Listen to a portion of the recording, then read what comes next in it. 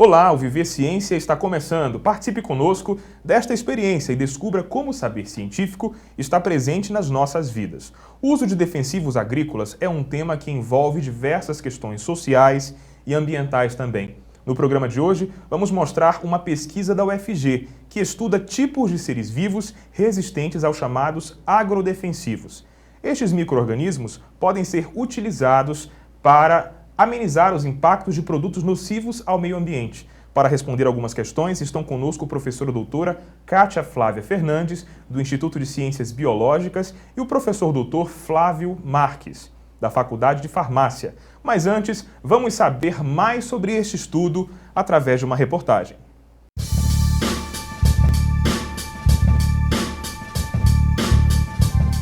O uso de compostos químicos é comum em plantações no Brasil, tanto familiares ou de larga escala produtiva.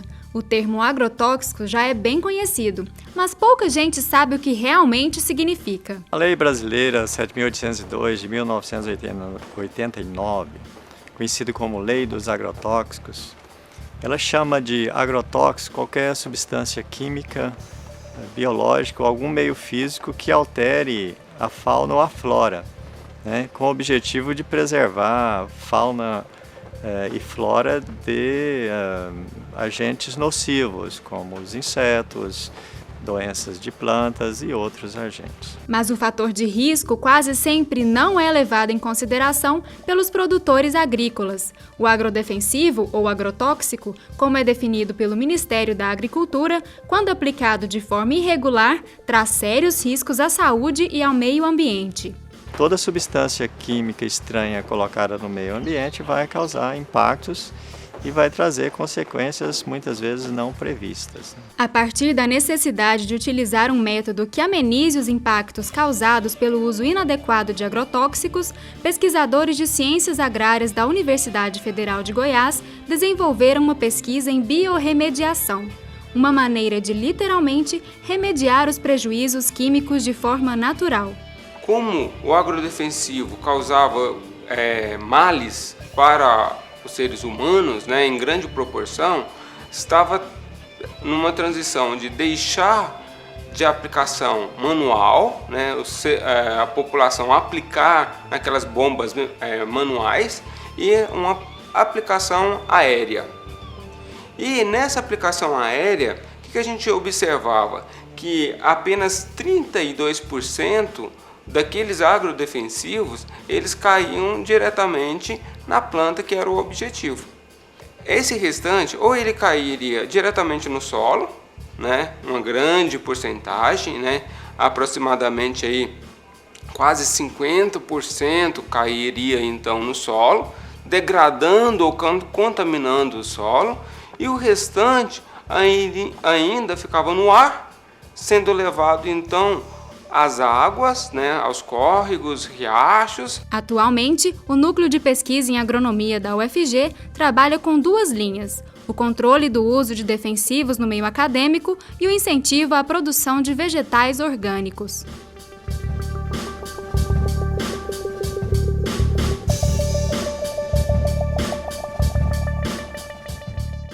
E a partir de agora nós vamos conversar com os nossos entrevistados sobre este assunto.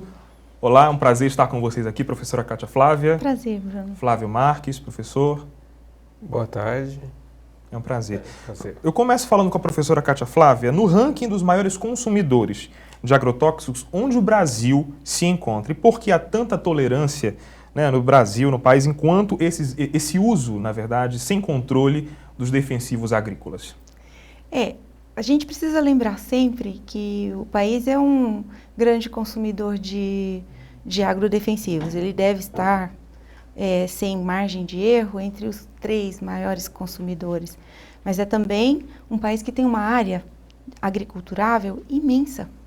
E que a gente não pode esquecer que os agrodefensivos, eles tornam a agricultura de largas extensões de terra possível. Então, talvez o uso indiscriminado seja o problema, e não o uso de agrodefensivos. Preciso desmistificar um pouco essa questão. Por outro lado, todo problema de uso indiscriminado, o nome já diz, falta legislação, falta fiscalização. Quando você tem um produto que passou por todos os selos de garantia, de qualidade e de segurança, e ele causa um dano final, seja ao ambiente, seja ao usuário, o aplicador, o agricultor, é porque ele está sendo mal utilizado. E aí falta fiscalização, o que é um problema que não se restringe apenas aos agrodefensivos, não é? Nós temos problema de fiscalização nas mais diversas áreas. Inclusive, o produto produzido aqui no Brasil, o que é produzido no Brasil, que é exportado para alguns países, por exemplo, não pode ter teor nenhum de agrotóxico, exatamente, né? E quer dizer, o país que produz e consome este produto é tão tolerante quanto ao uso. Professor Flávio, como o trabalho de campo dessa pesquisa começou, né? Eu queria que o senhor falasse como foram realizados os experimentos para a gente conhecer um pouco mais da pesquisa. Então, esse trabalho iniciou com o meu doutorado, né? Foi o tema escolhido no meu doutorado, e as amostras coletadas, ela se iniciou então no município de Cristianópolis, né? Numa fazenda, então uma fazenda modelo para a produção de sementes, né? Então foi coletado várias amostras de solo. Então a escolha dessa área foi porque nós já sabíamos que, como se tratava de uma fazenda modelo, ela já utilizava agrodefensivos, né, para a produção dessas sementes. Então nós coletamos áreas, né, coletamos o solo nessas áreas e começamos então a avaliar os micro-organismos presentes nesse solo que já estavam em contato com esses agrodefensivos. Posteriormente, então, com o avanço dos trabalhos, nós já coletamos solo em outras áreas, né? Então, na região de Goianésia e na região de Goiatuba.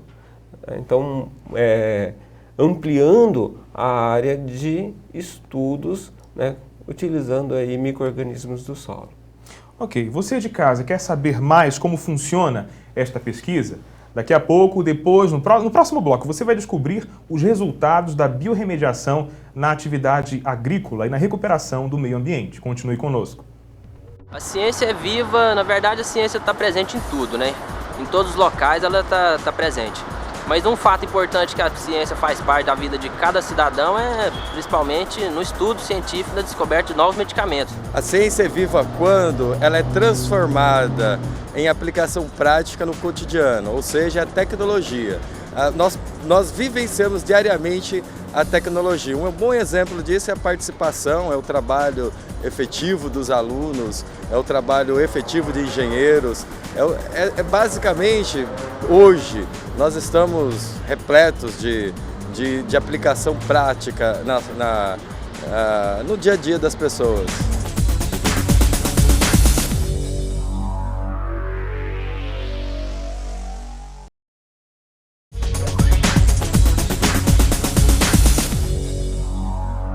Estamos de volta com Viver Ciência. Aqui na TV UFG, a nossa matéria-prima é o saber científico. E queremos, junto com você, desvendar estes mistérios, esse conhecimento. Agradecemos mais uma vez a participação da professora Kátia Flávia, professor Flávio Marques, e você vai saber agora como a biorremediação pode contribuir para a limpeza de áreas afetadas por agrodefensivos. Prospecção de micro-organismos resistentes a agrodefensivos. Este é o título da pesquisa que estamos mostrando hoje aqui no Viver Ciência.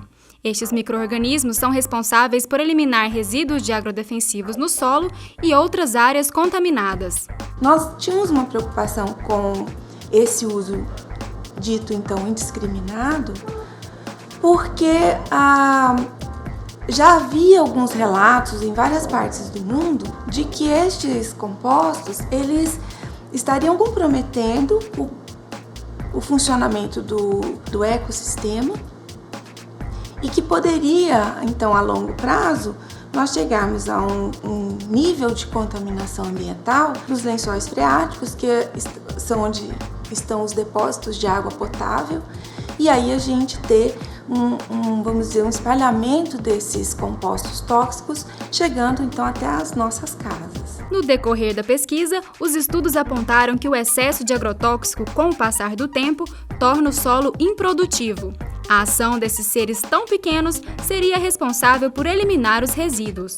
A ideia é a gente encontrar nestes solos que foram muito utilizados com o aporte de agrodefensivos, organismos que sobreviveram. Esses organismos, destes todos que sobreviveram, nós buscamos aqueles que são capazes de sobreviver utilizando os agrodefensivos como alimento e recupere, limpe o solo da presença desses compostos. A equipe já coleciona bons resultados e a meta principal é aplicar o conhecimento na recuperação do cerrado. É uma linha de pesquisa ampla, né? Os agrodefensivos no mercado, cada dia tem mais um sendo lançado e o nosso objetivo é testar um número máximo de agrodefensivos, principalmente aqueles que são utilizados em grande escala, principalmente no Cerrado Goiano ou no Cerrado, né? Esse é o maior objetivo que nós temos. Mas como toda pesquisa no Brasil enfrenta desafios, esta não seria uma exceção. Embora o governo tenha essa preocupação e algumas iniciativas no sentido de levar de volta o produto da ciência, o que mais entrava esse processo é talvez a cultura do empresário brasileiro.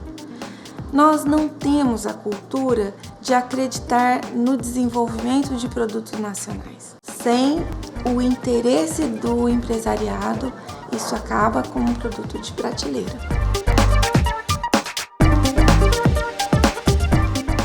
E vamos continuar com a nossa entrevista. Professora Kátia, como o agricultor pode utilizar estes micro-organismos na sua propriedade rural?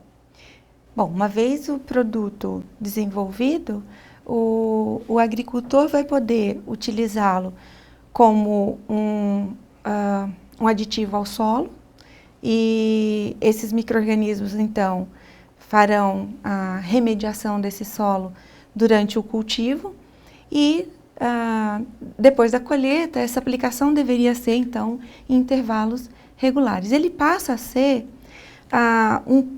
um componente do tratamento normalmente aplicado naquela cultura, só que ele passa a ser um componente de preservação, de conservação da fertilidade. Porque o grande problema, Bruno, quando a gente nas áreas que são aplicados os agrodefensivos indiscriminadamente, é que esse agrodefensivo chega ao solo e agride a biota. E a biota do solo, a microbiota do solo, é que é responsável pela manutenção da vida do solo. Então, você vai estar recompondo continuamente esse solo. Porque quando os micro-organismos do solo vão sendo destruídos pelo uso tanto de agrodefensivos como pelo próprio manejo, a planta, ela suga do solo seus nutrientes e ela vai exaurindo com o tempo esse solo em termos de nutrientes. Então, um outro componente importante quando você você coloca esses micro-organismos no solo, é que quando eles morrem, eles passam a ser matéria orgânica do solo, portanto, recompõe de várias maneiras, seja por sua atuação direta, atuando sobre os agrodefensivos, seja por sua presença como matéria orgânica no solo. Aí fica a pergunta, professor, todas as áreas com excesso de agrotóxicos ou agrodefensivos podem ser biorremediadas? Sim, na teoria, tudo aquilo que está em excesso e está provocando um desequilíbrio no solo, ele pode ser tratável, né? E a biorremediação, ela vem propor essa melhoria, esse ajuste, né, nas condições fisiológicas do solo, promovendo essa recuperação. E um dos grandes objetivos desta pesquisa é desenvolver ou encontrar um produto para a biorremediação de resíduos industriais. Professor Flávio, como funcionaria então este produto? Em que fase se encontra esta criação dentro da pesquisa? Então, a biorremediação para produtos industriais é outro leque de processos, né, digamos assim. Porque cada resíduo industrial, ele vai necessitar de um grupo de micro-organismos específicos, né? Então, temos aí vários projetos, né, da biorremediação para esses produtos. No caso desses micro-organismos, que é o objeto desse trabalho, nós começamos a trabalhar com um agrodefensivo em particular, que é o mais vendido no mundo, um produto de uma empresa multinacional, e conseguimos chegar a um pool de organismos que degradavam, que foi a primeira etapa do trabalho do Flávio. Quando nós avançamos aí com o projeto e pegamos esses micro-organismos e começamos a testar com outros agrodefensivos, nós vimos que para uns ele era mais efetivo, para outros um pouco menos. Então voltamos ao solo para buscar outros micro-organismos. Hoje, a gente sabe que para fazer a biorremediação em todas as suas etapas, sem ser mais um agressor para o meio ambiente, nós vamos ter que realmente fazer o que a gente chama de consórcio, que é um conjunto de micro-organismos que atuem sobre um conjunto de agrodefensivos para cada cultura. Igual você tem o agrodefensivo para soja, para cana-de-açúcar, para o milho, você vai ter o biorremediador que vai ter maior eficiência para cada uma dessas culturas. Para você que está nos acompanhando a partir de agora, esse é o programa Viver Ciência. Participe do nosso programa, participe do Viver Ciência, envie uma mensagem ou um e-mail também, ou você pode participar através das redes sociais, Twitter, Facebook. Acesse a nossa página na internet, continue conosco. O conhecimento moderno é o conhecimento da ciência. O que é a ciência? A ciência é a tentativa de produzir um conhecimento que possa não depender da cultura ou da pessoa que conhece. Então, por exemplo, quando a gente diz que isto é um vírus, isso é um vírus aqui, no Japão, na Indochina, na América Central e no meio do Xingu. E a ciência evoluiu. E ela hoje tem métodos, não só é um método básico, que é o método científico, e as variações técnicas que decorrem deste método científico para você obter resultados confiáveis.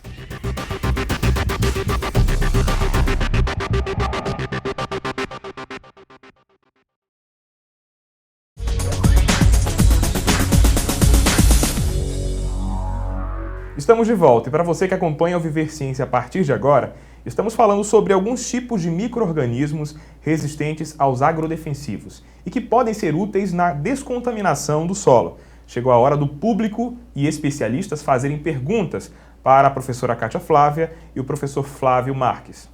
Eu queria saber se existe ainda alguma maneira de recuperar esse solo nosso aí que está comprometido. A biorremediação é um processo que vem tentar modificar aquilo que estava contaminado. E todos esses constituintes, né, que foi jogado ou no solo ou no leito do rio, ele vai servir como nutriente para o micro-organismo. Na teoria, todo o processo, todo o local que está contaminado é passível de reversão. Ok, vamos a mais uma pergunta então. Vocês vão estudar os impactos desse micro-organismo externo na produção do agricultor familiar, se esse micro-organismo não pode se tornar uma praga, uma doença. Esse produto, ou esse micro-organismo, pode vir a ser um problema também? A pergunta nossa participante, né? Ela é realmente muito importante. É por isso que a pesquisa, então, depois que a gente detectou no solo organismos resistentes aos agrodefensivos, identificamos esses micro-organismos e daí já sabemos que eles são micro-organismos capazes de degradar esses agrodefensivos. E aí, nós fomos lá nos solos nativos, nos solos de cerrado das várias regiões que existe uma diferença, né, nas várias composições de solos de cerrado, e buscamos um consórcio que é o natural do solo. Aquilo que eu falei de novo, consórcio, um conjunto de micro-organismos que coexistem. E aí nós viemos com esse consórcio, a ideia é trazer esse consórcio, identificado ali quem é o que consegue degradar, mas ele vem consorciado com outros, porque entre eles têm uma relação de sobrevivência. E é esse consórcio que vai recompor, nunca um único micro-organismo. Vamos a mais uma participação. Qual que seriam, então, esses benefícios concretos e viáveis da biorremediação no contexto da agricultura familiar?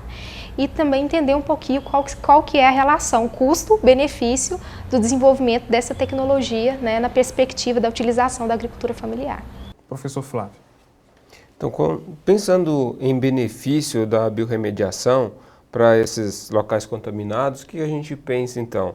Aumento da fertilidade, nesse balanço, né, aumentar a lucratividade, né, falando aí em balança comercial, né. Por si, esse produto, ele tem que ser autossustentável, né, senão não vai justificar, né, a aplicação dele no próprio solo. É uma forma da inserção do próprio produto no mercado, né? Senão o produto vai ficar muito caro e não vai justificar a aplicação dele. É preciso que seja, sim, um produto final que consiga ocupar o mercado. Olha, nós tivemos uma participação através do Twitter que nós fizemos a pergunta através das redes sociais. Você se preocupa com a quantidade de agrodefensivos nos alimentos que consome? E aí um dos nossos participantes, que é o Alisson Garcia, respondeu no Twitter que até se preocupa. Mas aí, se preocupar demais hoje em dia, as pessoas podem até ficar sem se alimentar. A gente precisa ter essa educação. Eu acho que no primeiro momento está certo, a gente faz um alarme muito grande. No segundo momento, tem que vir o esclarecimento, a educação, você tem que explicar para as pessoas onde os agrodefensivos podem ser prejudiciais à saúde, em que alimentos, como prevenir, como utilizar das técnicas caseiras, das técnicas para melhorar a qualidade da alimentação que você recebe. Então nós precisamos pensar lá na frente, nós precisamos preservar a produtividade, a fertilidade dos solos e precisamos cada vez mais desenvolver produtos cuja toxicidade seja direcionada, dirigida, para atingir apenas o que é para ser atingido, apenas a praga alvo. E não essa coisa de atingir, inclusive, o ser humano, que é o consumidor final. Vamos então à última participação, né, nesse nosso quadro, através de perguntas. Minha dúvida é da seguinte forma: se esse micro-organismo ele absorve completamente os agrotóxicos e se ele transforma ele em outra coisa, e em que ele transforma isso? Professora Kátia. Esse é vamos dizer, junto com as perguntas anteriores, é a preocupação de quem quer desenvolver um produto para biorremediação. Ora, se ele usa esse agrodefensivo e ele, de certa forma, vai fazer a transformação desse produto, o produto que ele, por fim, gera não pode ser mais tóxico que o original. Tem que ser um produto inócuo, tem que ser um produto que não vai agredir o ambiente ou aqueles que utilizarem aquele solo. É por isso que é todo um trabalho de pesquisa, em que você vai monitorar o produto que é, vamos dizer, biotransformado pelo micro-organismo e o que é que resulta disso. E acompanhar a toxicidade, né, desse material. Ok, então obrigado ao público pela participação. Muitos estudantes chegam à universidade sem entender como é feita a produção científica nas instituições de ensino. No curso de Biologia da UFG, são várias as opções para quem quer fazer pesquisa a partir da graduação. Veja no quadro Caminhos da Ciência.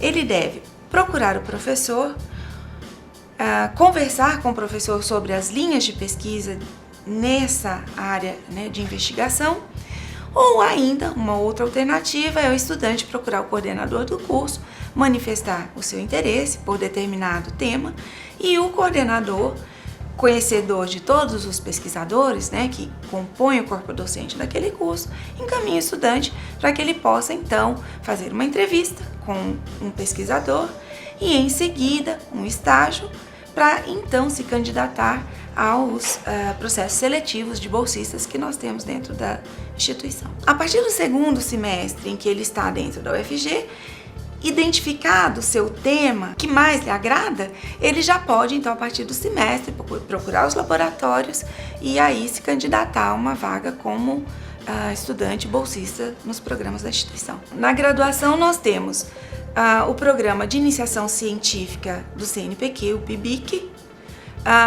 Nós temos o iniciação científica voluntária e nós temos a iniciação científica tecnológica, que é voltada para projetos de desenvolvimento de produtos e tecnologias, e que a biologia também tem vários docentes e estudantes com bolsas de iniciação tecnológica. No mestrado e doutorado em biologia, ele pode optar por uma de três linhas de pesquisa, que seria a linha de proteômica e genômica, a linha de genética humana, toxicológica e médica, e ele pode ainda optar por uma linha que é mais ampla, que é a de detecção, produção, caracterização de moléculas e materiais bioativos, dando assim a oportunidade do estudante egresso da Universidade Federal, do Instituto de Biologia, para continuar sua formação até o nível de doutorado. Eu quero agora me despedir de vocês, agradecer a participação da professora Kátia Flávia. Muito obrigado por ter atendido ao nosso convite. Enorme prazer, Bruno. Sempre essa enorme grande prazer. Contribuição. Professor Flávio, muito obrigado também. Obrigado a vocês, estamos à disposição. Ok, então. Você de casa gostou do Viver Ciência de hoje? Nós ficamos por aqui, mas na próxima semana vamos trazer uma pesquisa desenvolvida também na UFG. Você vai entender como o saber científico está próximo da nossa realidade e pode ser acessível a todos. Continue acompanhando a programação da TV UFG e até a próxima.